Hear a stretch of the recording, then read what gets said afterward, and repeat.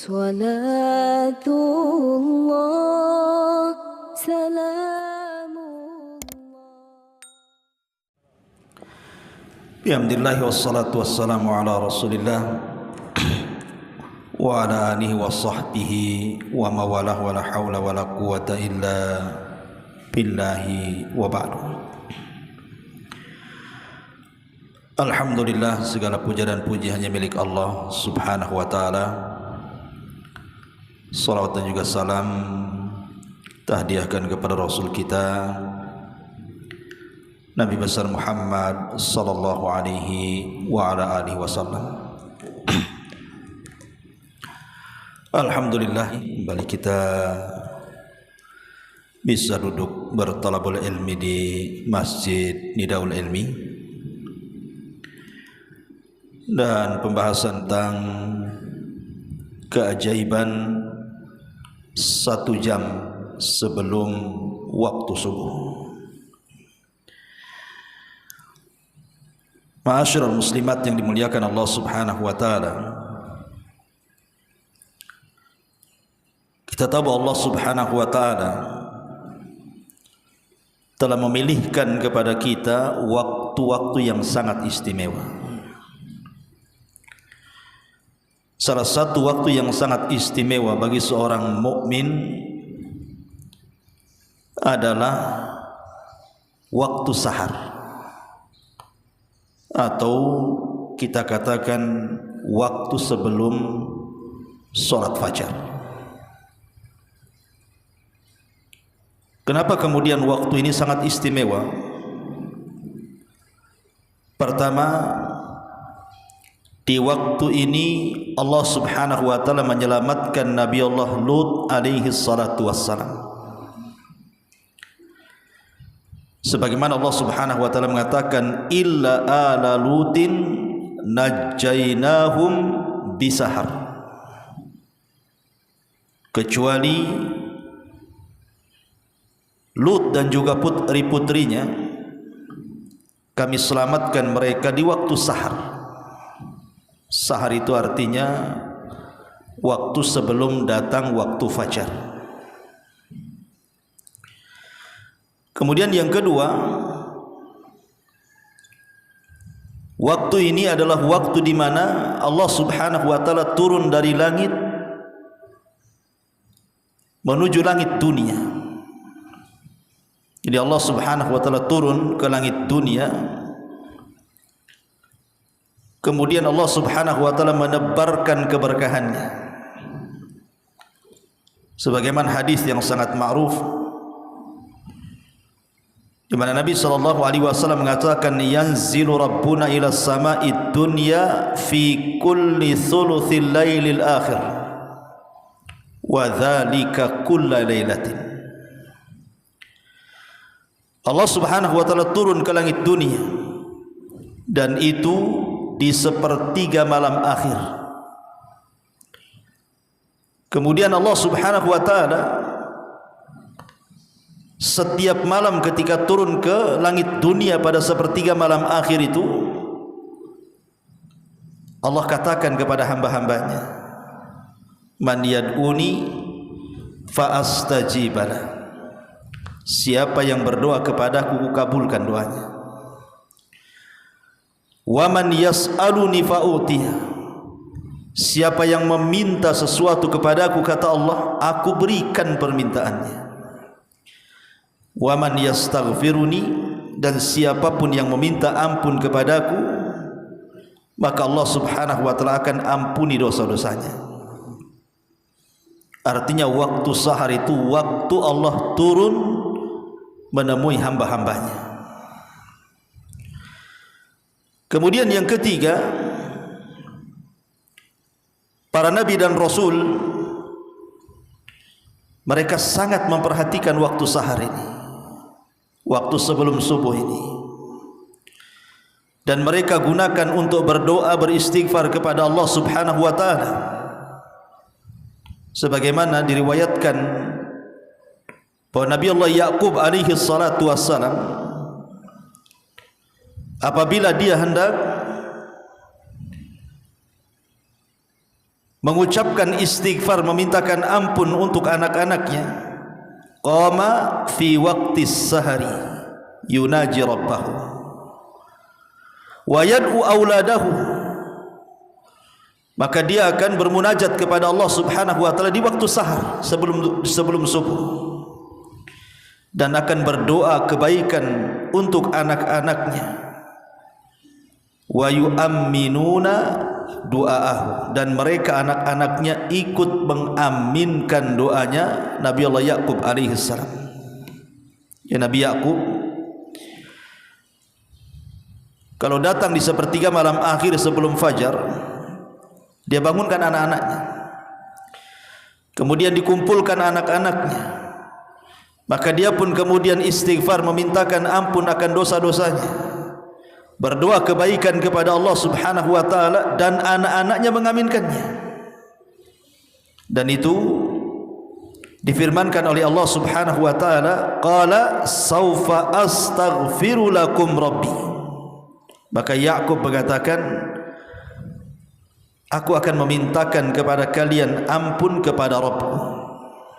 Sebagian ahli tafsir mengatakan maksudnya Yakub berdoa untuk mereka anak-anaknya di waktu sahar, waktu sebelum subuh. Dan yang keempat, yang terakhir tentunya, waktu sebelum subuh itu adalah waktu yang sangat berharga bagi orang-orang yang bertakwa, karena waktu itu adalah waktu ikhlas. Kalau orang berdoa kepada Allah Subhanahu wa taala, istighfar kepada Allah Subhanahu wa taala, membaca Al-Quran ataupun salat atau ibadah-ibadah yang lain di waktu itu, maka akan lebih dekat keikhlasannya kepada Allah dibandingkan dilakukan di luar waktu selain waktu itu. Tentu hikmahnya,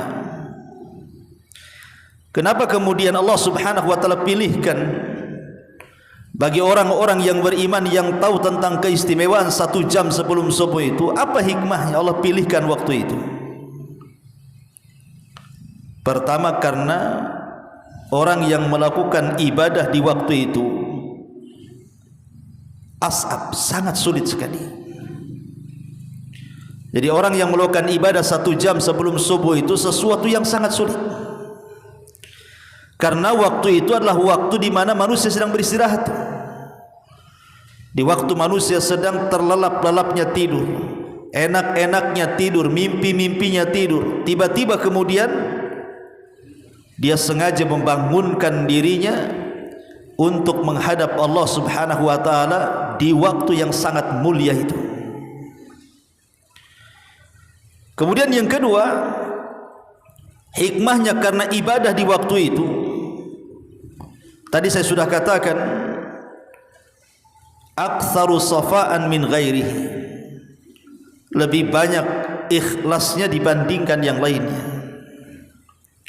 Dan secara kaedah kata para ulama, orang yang beribadah di waktu manusia sedang lalai, maka nilai ibadahnya besar di sisi Allah Subhanahu wa taala.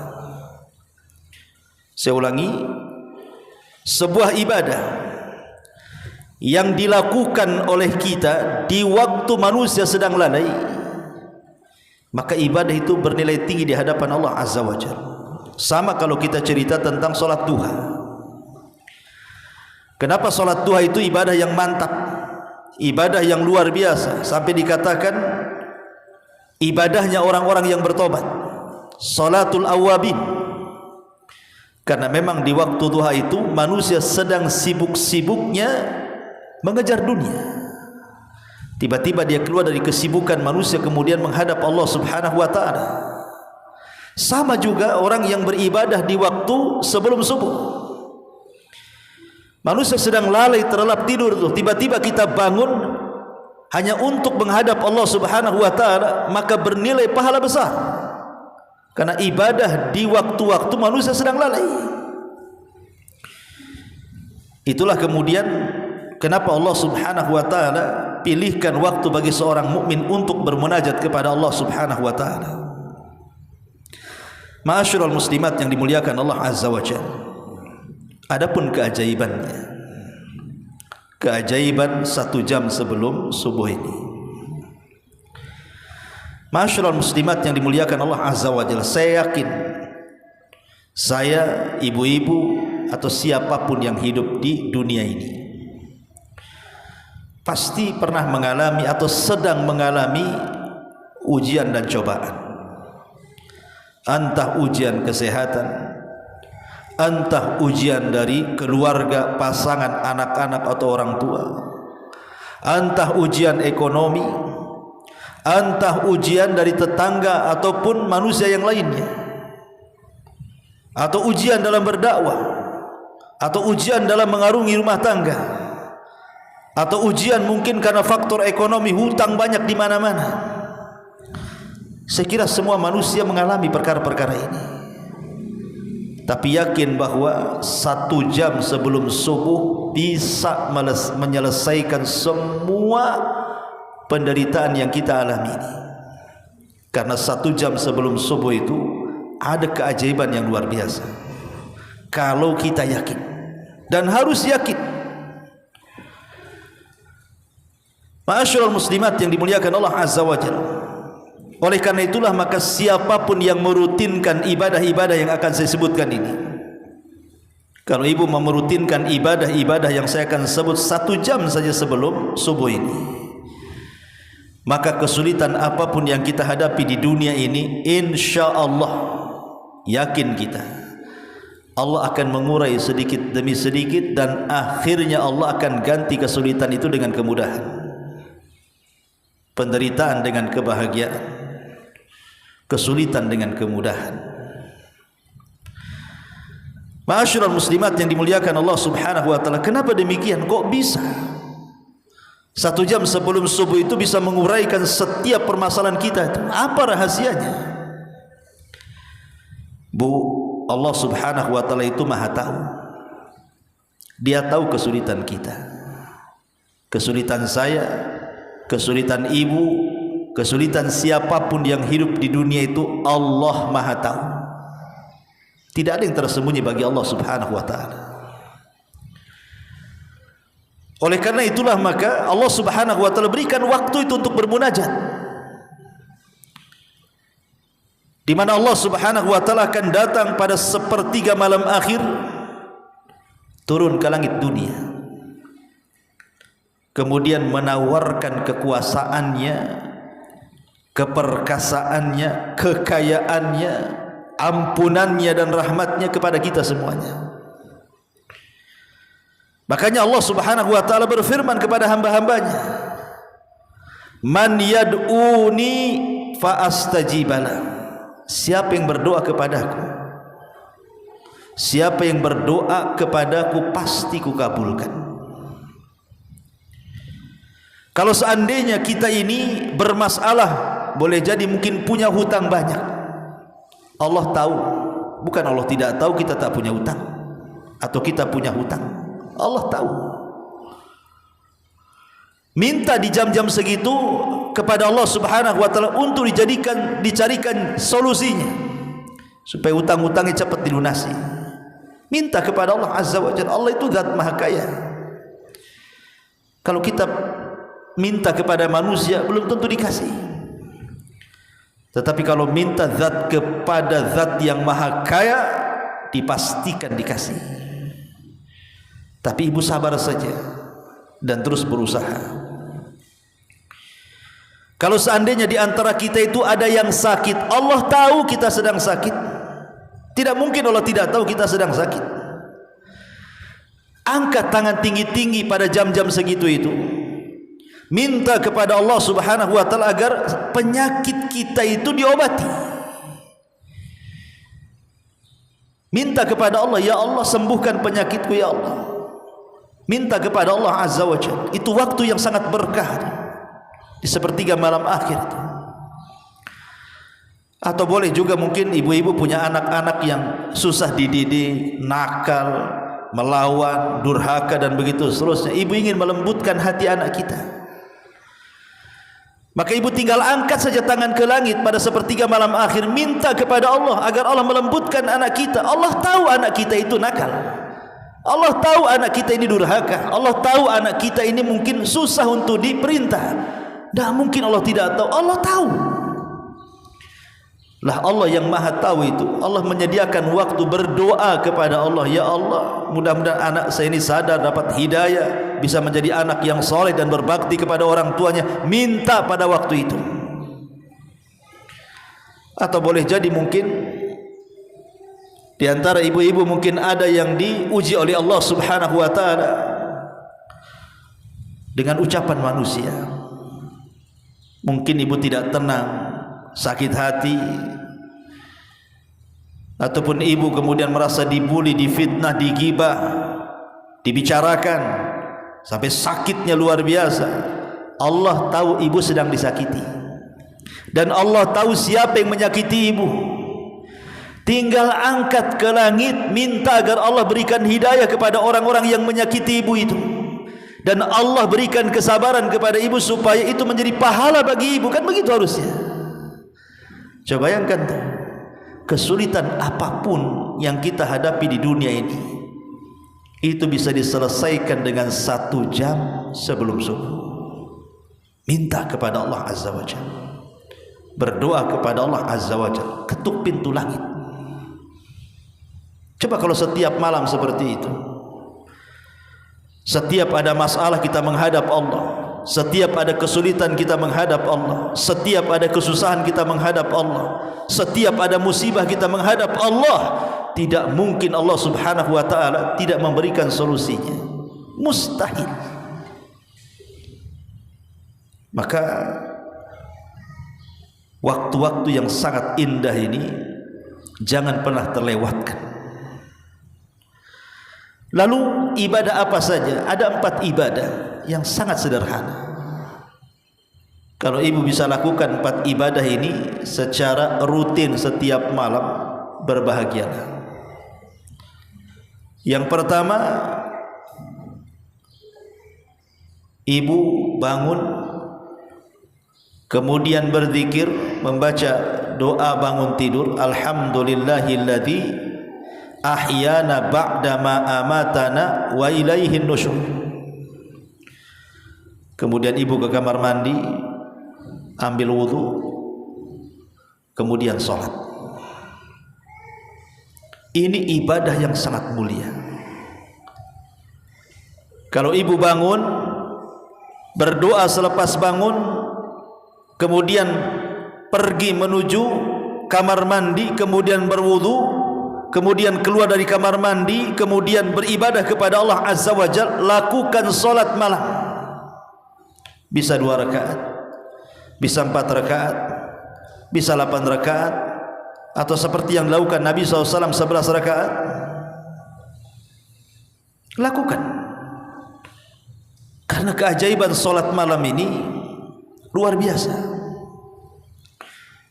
Keajaiban solat malam ini luar biasa, di mana Nabi SAW pernah mengatakan, man qama bi ashri ayatin lam yuktab minal ghafilin, wa man qama bi mi'ati ayatin kutiba minal qanitin, wa man qama bi alfi ayatin kutiba minal muqantarin. Siapa yang tegak solat malam, siapa yang tegak solat malam ini, walaupun ibu hanya membaca 10 ayat dalam Quran, maka ibu tercatat dari orang-orang yang bukan termasuk orang-orang lalai. Kalau ibu mau tambah Qurannya dari 10 ayat umpamanya menjadi 100 ayat, maka ditingkatkan derajat ibu, maka ibu menjadi al-qanitin, orang-orang yang betul-betul taat kepada Allah. Subhanallah. Kalau ibu kemudian mau menambah lagi sampai 1000 ayat, maka Allah akan catat minal muqantarin. Ibu memiliki perbekalan yang cukup untuk kematian. Subhanallah. Ya. Walaupun hanya 10 ayat ibu baca dalam solat malam, itu sudah dianggap apa? Terlepas dari orang-orang lalai. Berarti ibu termasuk orang-orang yang taat kepada Allah Azza wa Jalla. Bahkan Nabi SAW mengatakan, "Ma min ri'in takunu lahu salatun bil laili faghallabahu 'alaiha an-naumu illa kutiba lahu ajru salatihi wa kana naumuhu sadaqatun 'alaihi." Barang siapa yang ada niat ingin solat malam, ibu ingin solat malam sepertiga malam, akhir ingin bangun sebelum subuh itu ingin solat malam, Allah takdirkan mata ibu itu mungkin sudah 5 watt ataupun 1000 watt lah ya. Jadi ngantuk keleyang tidur pula lah ibu, bablas, subuh pula bangun. Tapi ibu sudah ada niat ingin sholat malam kan bu? Tetap kata Nabi SAW, dicatat bagi ibu itu, tidur ibu itu sebagai sedekah. Tidurnya ibu lah sebagai sedekah, karena sudah ada niat ingin sholat malam tuh. Kalau tidurnya orang yang niat sholat malam dianggap sedekah bu, macam mana orang yang bukan hanya tidur tapi bangun? Kan besar pahalanya. Tidurnya saja ibadah. Bagaimana kalau dia betul-betul bisa bangun di sepertiga malam akhir kemudian melaksanakan sholat, kan luar biasa. Ma'asyiral muslimat yang dimuliakan Allah Subhanahu wa taala. Bahkan Nabi SAW mengatakan, "Ala adulluka ala abwabil khair." Maukah kutunjukkan kepada kalian pintu-pintu kebaikan? Kemudian Nabi SAW mengatakan, "As-sawmu junnatun was-sadaqatu tudfi'ul khati'ata kama yudfi'ul ma'un nara wa salatur rajuli min jawfil laili." Kata Rasul, maukah kutunjukkan kepada kalian pintu-pintu kebaikan? Puasa adalah tameng. Sedekah bisa memadamkan atau menghilangkan kesalahan sebagaimana air bisa memadamkan api. Dan solat seseorang di malam hari atau di sepertiga malam akhir, maka itu telah membuka banyak pintu kebaikan. Kalimat pintu kebaikan ini macam-macam bu. Kebaikan dalam keluarganya, kebaikan dalam kesehatannya, kebaikan dalam urusannya, kebaikan dalam pekerjaannya, kebaikan dalam kehidupannya, hidupnya akan baik. Makanya saya katakan 1 jam sebelum salat subuh ini ajaib luar biasa. Ibu hanya berdiri 2 rakaat sajalah kan begitu, tahajud, itu kebaikannya luar biasa. Bisa membuka seluruh pintu-pintu kebaikan dalam hidup kita. Ini yang pertama. Yang kedua, selepas ibu melaksanakan sholat malam, walaupun hanya 2 rakaat atau 4 rakaat atau 8 rakaat atau 11 rakaat ya, tergantung moodnya lah bu ya. Yang kedua, ibu ambil mushaf. Ambil mushaf Al-Quran, baca Quran di situ. Tidak harus banyak. Kalau memang ibu lagi malas, bacalah seayat 2 ayat pun jadilah kan begitu. Apalagi mungkin bisa 1 lembar 2 lembar. Apalagi sampai setengah juz atau 1 juz lebih bagus lagi. Karena barang siapa yang membaca Al-Quran di waktu itu, maka dia sedang membaca Quran dan sedang disaksikan oleh para malaikat. Sebagaimana hadis yang dikeluarkan Bukhari Muslim dari Abi Hurairah radhiyallahu anhu. Kata Abu Hurairah radhiyallahu anhu, aku mendengar Nabi SAW bersabda, "Tajtami'u malaikatul laili wa malaikatun nahar fi salatil fajr." Thumma yaqulu Abu Hurairah, "Faqra'u in syi'tum inna qur'anal fajri kana mashhuda. Malaikat akan berkumpul, di mana malaikat malam dan siang akan berkumpul di waktu fajar. Dan kata Abu Hurairah radhiyallahu an, bacalah kalau kalian mau, sesungguhnya Al-Quran di waktu fajar itu disaksikan oleh para malaikat. Jadi kalau ibu mamanya ngambil mushaf habis sholat gitu ya, kemudian membaca seayat, 2 ayat, 5 atau 6 ayat, 1 lembar atau 2 lembar, kemudian selepas itu ibu tutup. Mulailah ibu angkat kedua tangan ke langit. Untuk apa? Berdoa. Karena Nabi SAW mengatakan, inna fil laili la sa'atun la yuwafiquha abdun muslimun yas'alullaha khairan min amri dunya wal akhirah illa atahullahu iya. Sesungguhnya di malam hari ada waktu yang apabila bertepatan seorang hamba muslim memohon kepada Allah kebaikan dalam urusan dunia maupun akhirat, pasti akan diberikan. Jadi pas ibu kemudian habis sholat, baca Quran, mengangkat kedua tangan ke langit, ingat Allah Subhanahu wa ta'ala malu kalau ada orang yang mengangkat kedua tangan ke langit dan mengatakan ya Rabb, ya Rabb, tiba-tiba Allah biarkan kedua tangan itu kosong alias tidak diijabah. Malu Allah itu kalau sampai tidak memberikan akan permintaan kita di jam-jam seperti itu. Karena Rasul yang mengatakan innallaha hayyun karim, Allah itu zat yang maha pemalu lagi maha pemurah. Yastahi min abdihi, Allah malu dengan hambanya. Idza rafa'a yadayhi, apabila mengangkat kedua tangannya, kemudian dia berdoa kepada Allah Azza wa Jalla, thumma yarudda sifra, tiba-tiba kemudian tidak ada yang diberikan oleh Allah Subhanahu wa ta'ala. Malu Allah. Karena Allah itu lam yarudda sifra, tidak mungkin Allah mengosongkan kedua tangan yang diangkat ke langit.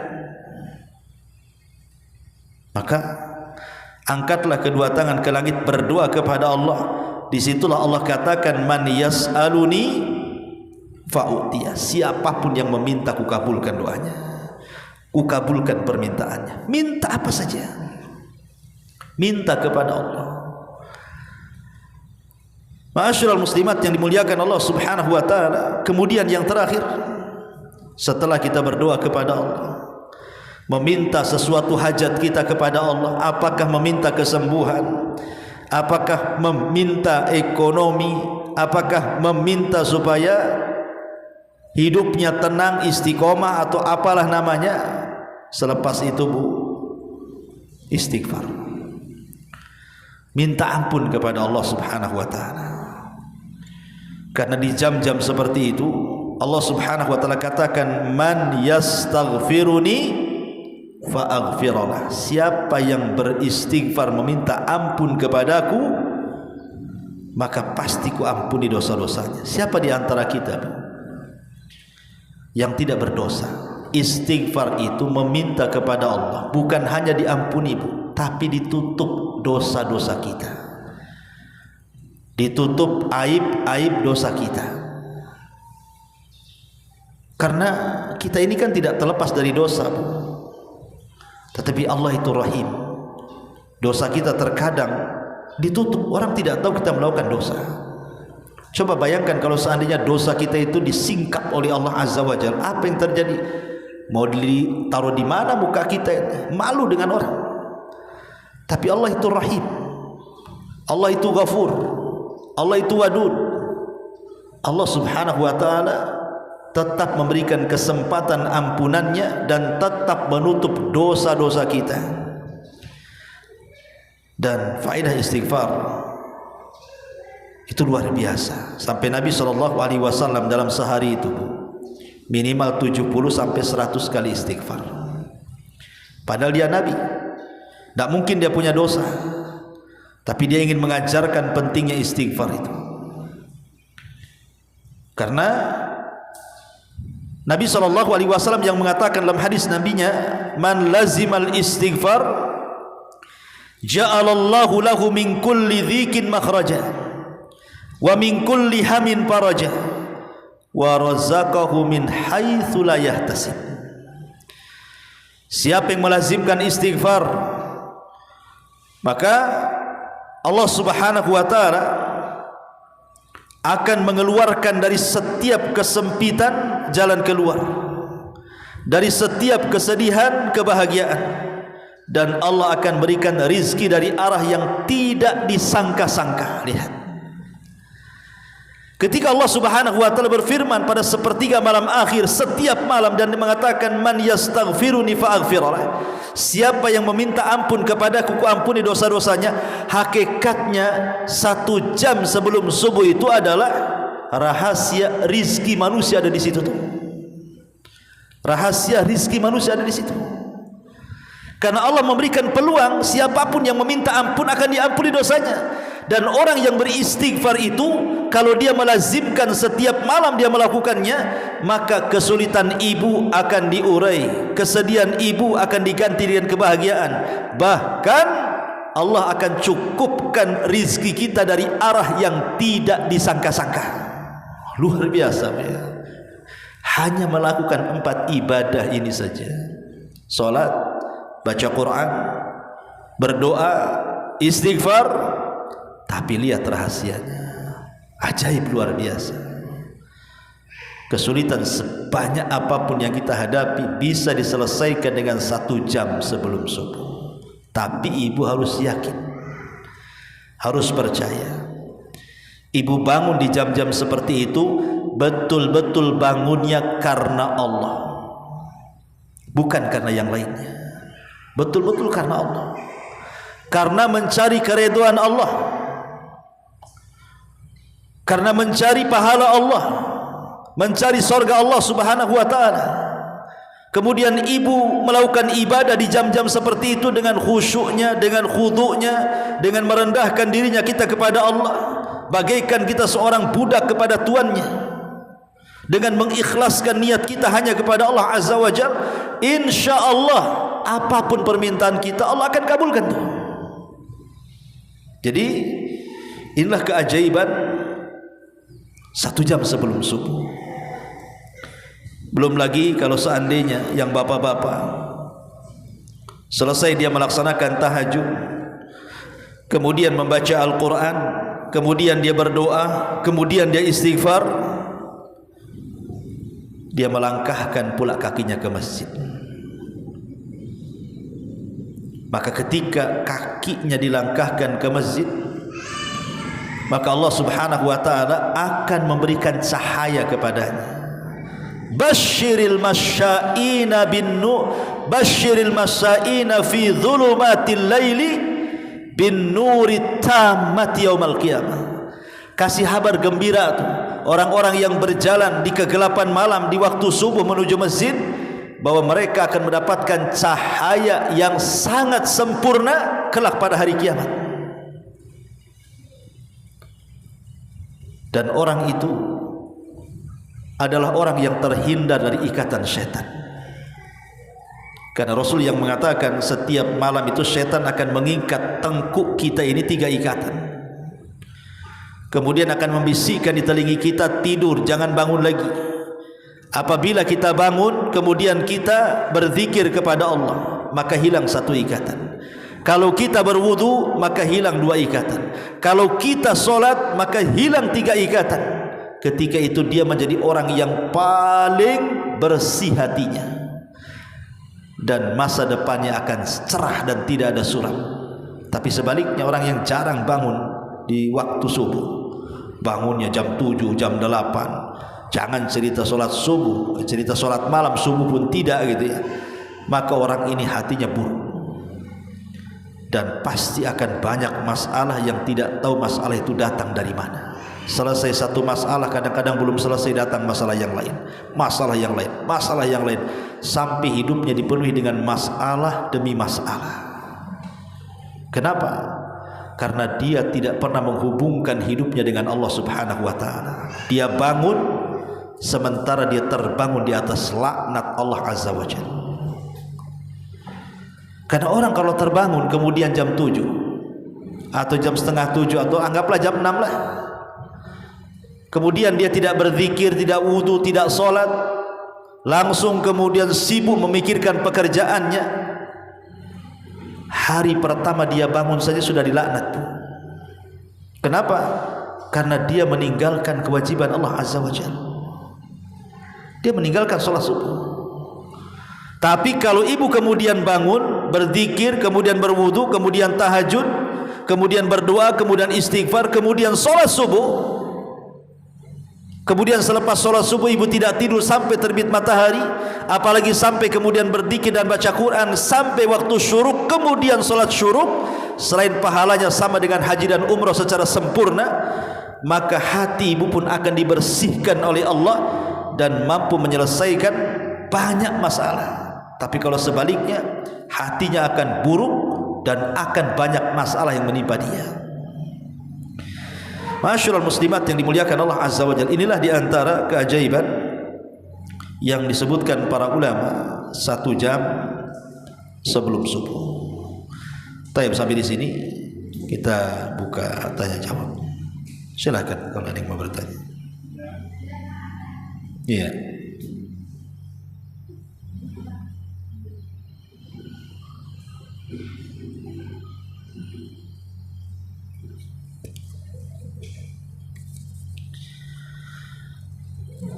Ya, di sini ada soalan. Jika kita sudah sholat witir setelah isya, lalu kita terbangun di sepertiga malam, berapa rakaat sholat yang boleh dilakukan dan apakah ditutup dengan witir lagi? Iya, Nabi SAW mengatakan la witrani fil laili, tidak ada sholat witir 2 kali dalam satu malam. Witir itu cuma 1 kali. Ya Bu ya, witir itu cuma 1 kali. Berarti kalau ibu sudah witir selepas isya, kemudian Allah takdirkan di sepertiga malam ibu bangun, maka ibu cukup tahajud saja. Bisa 2 rakaat, bisa 4 rakaat, bisa 8 rakaat. Bahkan sebagian para ulama mengatakan sebanyak-banyaknya, asal 2 rakaat salam, 2 rakaat salam. Sebanyak-banyaknya Bu. Syaratnya 2 rakaat salam, 2 rakaat salam. Wallahu a'lam. Jadi tidak perlu diulang lagi witirnya Bu ya, karena sudah witir masalahnya. Afwan Ustaz, bagaimana caranya menghilangkan sifat dan kebiasaan berbohong? Dan apa akibatnya untuk diri kita jika kebiasaan tersebut tidak hilang dari diri kita, padahal ibadah dan amal baik senantiasa dilaksanakan rutin termasuk sholat malam? Ya, alhamdulillah. Nabi SAW mengatakan iyyakum wal kadhiba fa innal kadhiba yahdi ilal fujur wal fujur yahdi ilan nar. Wa ma yazalu ar-rajulu yakdzib wa yataharra fil kadhib hatta yuktaba indallahi kadzdzaba. Kata Nabi sallallahu alaihi wasallam, hati-hati kalian jangan berdusta, karena dusta itu mengarahkan kepada al-fujur, keburukan, dan keburukan itu akan mengarah ke neraka. Dan ketika manusia terus-menerus berdusta, maka Allah Subhanahu wa taala akan menstempel dia bahwa dia adalah kadzab, pendusta. Masyaallah muslimat yang dimuliakan Allah Azza wa Jalla, meninggalkan kebiasaan berdusta ini, pertama berdoa kepada Allah agar kebiasaan buruk ini dihindarkan. Karena bagaimanapun yang membolak-balikan hati kita Allah. Minta kepada Allah agar hati kita ini dijernihkan. Sebab kalau hati jernih, lisannya ikut jernih. Kalau hatinya tidak jernih, lisannya pun tidak akan jernih. Karena kejernihan lisan dan perbuatan itu ditentukan dengan hati. Minta kepada Allah agar hati kita dijernihkan. Kemudian yang kedua, jangan biasakan berdusta. Lihat akibat-akibat orang-orang yang berdusta pada hari kiamat. Nabi SAW pernah dihantar oleh malaikat dan diperlihatkan azab kubur. Kemudian ada satu orang yang kemudian diterlentangkan, kemudian dirobek dengan pisau dari mulutnya sampai ke tengkuknya sebelah kanan. Kemudian setelah itu dirobek lagi dari mulut ke tengkuknya sebelah kiri. Ketika sebelah kiri kemudian dirobek, sebelah kanan sudah balik lagi. Ketika pindah ke sebelah kanan, sebelah kiri sudah balik lagi. Dan begitu seterusnya sampai dia merasakan azab. Kemudian Rasul mengatakan, "Ma hadza?" Dosa apa orang ini kok kayak gini kali siksanya gitu ya. Maka Rasul Jibril mengatakan itu dosa orang yang biasa berdusta hatta balagal ufuq, sampai melambung ke ufuk. Orang yang suka berdusta. Maka sebagaimana berdusta itu sudah menjadi sebuah kebiasaan, maka biasakan untuk tidak berdusta. Dibalik kebiasaannya. Yang tadinya biasa berdusta akan coba balik. Kemudian juga jangan berkawan dengan orang-orang pendusta. Berkawan dengan orang-orang yang jujur. Makanya Allah mengatakan kunu ma'as-sadiqin. Berkawanlah kalian dengan orang-orang jujur supaya jadi jujur. Kalau berkawan dengan para pendusta jadi pendusta. Kemudian lihat akibat dosa lisan, afatul lisan. Bahwa satu dosa lisan itu bisa menjungkir balikan manusia ke neraka jahanam. Nabi mengatakan, "Innal 'abda la yatakallamu bil kalimati la yulqi laha balan yahwi sahibuha fi nari jahannam ab'ad ma bainal masyriqi wal maghrib." Terkadang satu hamba terpleset ngomongnya, akhirnya mengucapkan satu kalimat yang membuat Allah murka tanpa sadar diucapkan, tapi sudah memasukkan ia ke dalam jahanam, naudzubillah, sejauh atau lebih jauh dibandingkan jarak barat dan timur. Maka mintalah kepada Allah taufik agar lisan kita ini senantiasa menjadi lisan orang-orang yang jujur. Kemudian juga apakah salat tahajud dan salat istikharah bisa dilakukan pada waktu yang sama seperti puasa sunnah, niatnya untuk 2 puasa sunnah? Iya. Salat istikharah ini dilakukan apabila kita hendak memilih sesuatu perkara yang tidak bisa kita pilih, terpaksalah istikharah. Atau tidak mesti 2 perkara yang dipilih. Mungkin kita hendak melakukan sesuatu, maka kita istikharah. Pemain ibu mau pergi dalam rangka bisnis, dalam rangka apa gitu kan, istikharah dulu. Atau mau menikah, yang belum menikah kan gitu ya, maka istikharah dulu. Jadi waktu istikharah itu tidak ditentukan waktunya. Kapanpun bisa. Umpamanya kita mau berangkat siang tapi ragu-ragu, salat istikharah. Jadi intinya bahwa salat istikharah itu berbeda dengan salat malam. Karena salat istikharah sebabnya karena ada sebuah hal yang harus dipilih oleh dia. Sementara salat malam ini kan murni ibadah. Dia ingin bermunajat dengan Allah Subhanahu wa taala tengah malam dan ingin mengambil keutamaan waktu.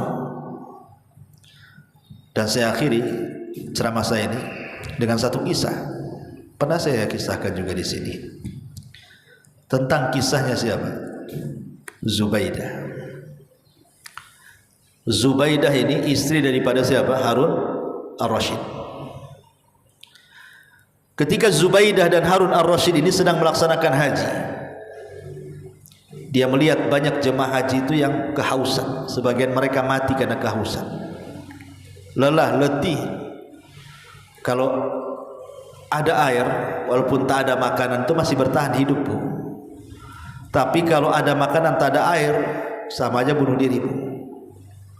Jadi banyak orang yang mati di zaman itu, orang yang haji itu. Akhirnya Zubaidah terpikir ingin menginfakkan semua hartanya membangun mata-mata air.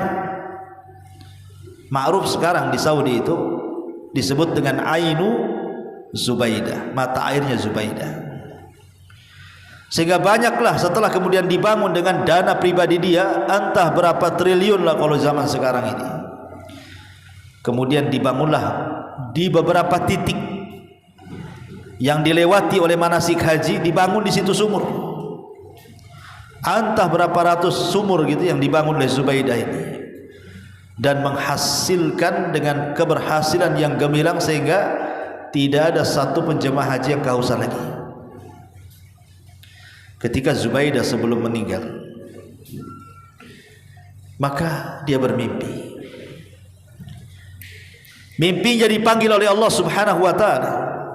Setelah dipanggil oleh Allah Azza wa Jal, tiba-tiba sumringah Zubaidah ini senyum, tertawa, tertiwi gitu kan. Ditanyalah, ya Zubaidah, apa yang membuat anda tertawa, tersenyum, bahagia?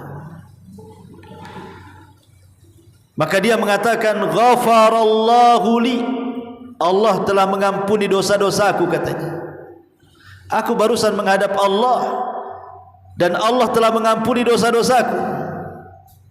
Maka orang mengatakan, apakah lantaran amalmu yang luar biasa membuka mata-mata air sehingga jemaah haji banyak yang minum sehingga tidak lagi ada orang yang haji mati gara-gara kehausan? Kata Zubaidah, al-ainu wa mal ain, urusan mata air bukan urusan mata air. Bukan karena saya buat sumur sana sini untuk jemaah haji, bukan itu, karena bukan itulah Allah mengampuni dosaku. Lalu karena apa? Maka Zubaidah mengatakan, ghafarali rabbi bi raq'ataini fi jawfil laili uhafidhu 'alaiha, kata Allah mengampuni dosa-dosaku karena aku senantiasa menjaga 2 rakaat yang tidak pernah aku tinggalkan di tengah malam. Itulah tahajud. Dengan itulah Allah ampuni dosa-dosaku. Terkadang perkara remeh, justru itu penyebab orang masuk surga.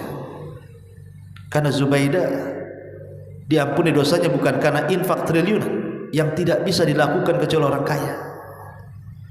Rupanya ibadah itu tidak mesti besar, sedikit tapi ikhlas. Itu lebih baik daripada banyak tapi riya.